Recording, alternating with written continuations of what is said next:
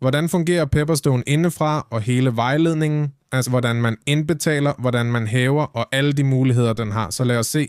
Når du først har oprettet din konto, vil kontoen allerede dukke op her. Husk at tidligere dukkede demoen op, som vi har her. Nu har vi den rigtige konto. Denne er præcis den, vi har med vores egen saldo. Faktisk vises saldoen som 0. Det er forskellen, men vi kan bruge begge dele. Eller hvis vi ønsker flere demokonti, kan vi også gøre det for at prøve med andre platforme, hvis vi ønsker det. Men i dette tilfælde bliver vi med denne rigtige. Nu for at indbetale og for at hæve går vi herhen, hvor der står midler, og her vil der vises tilføj midler, hæv midler, overfør midler og historik over hævninger og indbetalinger. Vi klikker her på tilføj midler, vi skal vælge den konto, vi vil finansiere, og ved blot at vælge den kan vi indbetale.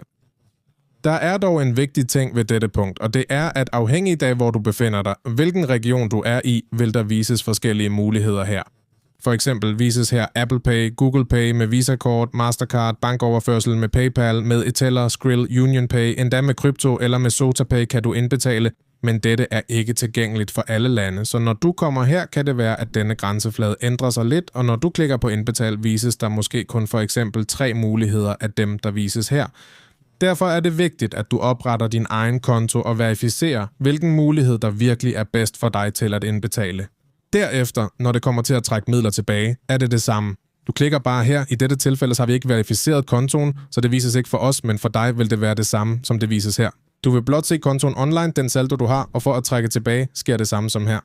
Faktisk vises også disse måneders indskud. Det er de samme metoder til tilbagetrækning, så det er vigtigt, at du verificerer det, når du bruger det.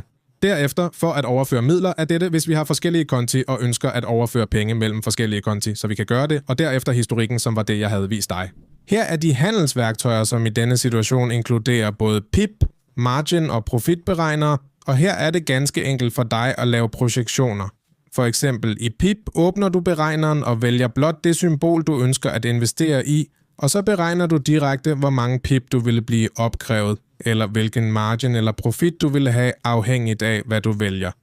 For eksempel, lad os sige, at du har det i dollars. Handlingen, du vil udføre, er at købe og gå lang. Antag, at dette var på 100 for at sætte rundetal. Det lukkede for mig. Lad os sætte det igen. Lad os vælge en hvilken som helst. Lad os sige dollars, aktier. Her går lang. Jeg lukkede det på 1000 for eksempel, og volumenet var 50, og vi sender det, og her fortæller det os automatisk, at det i dette tilfælde ville være denne mængde penge, men åbenbart her vil det ikke være så meget. Lad os for eksempel sætte 0. Og nu sender vi det, og her vil vi få noget mere realistisk. Vi venter på, at det indlæses. Nogle gange tænker det lidt, der tænkte det, jeg måtte ændre det, men her har vi det, jeg opdaterede det, og i dette tilfælde 45.000 i profit, men der kan I beregne det selv. Dette er mest for folk, der ønsker at anbefale platformen, som ønsker at sende deres affiliate link, eller hvis de allerede er professionelle i handel og hjælper andre med at forstå handelsverdenen, kan de vælge denne introduktionsmulighed, Broker Program. Og hvis de allerede er indholdsskabere, personer, der blot deler deres viden, kan de lægge affiliate links. Dette skal I oprette jeres konto for og sende det her. Så er der investeringsplatformene, som er den egen platform, Pepperstone, derefter MetaTrader 5, 4, C-Trader og andre, der vises her. Dette er til, at I kan downloade eller få det direkte download-link til hver platform. For eksempel MetaTrader 5. Her kan I klikke på Windows, og det vil downloade direkte installationsprogrammet til Windows. Men hvis I ønsker det og ikke synes om MetaTrader 5, kan I skifte til MetaTrader 4. Eller hvis I ikke vil installere noget, der kan I gå til hver af disse og gå til webversionen. For eksempel denne, til hvis I ønsker demoversionen, så klikker I her og indtaster blot jeres data fra jeres Pepperstone-konto. Husk, at dette er en webversion, men er 5, men er Pepperstone, så det er blot de samme data, vi indtastede i starten, men her, og når I har indtastet dem, forbinder I til kontoen, og det samme med MetaTrader 4 eller med C-Trader her.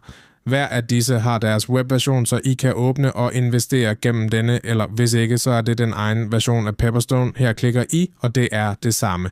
Som I kan se, er her webversionen til Pepperstone, og sådan fungerer denne platform grundlæggende. Det er meget simpelt og meget enkelt. De fleste data eller information vil altid være inden for den platform, vi vil investere gennem.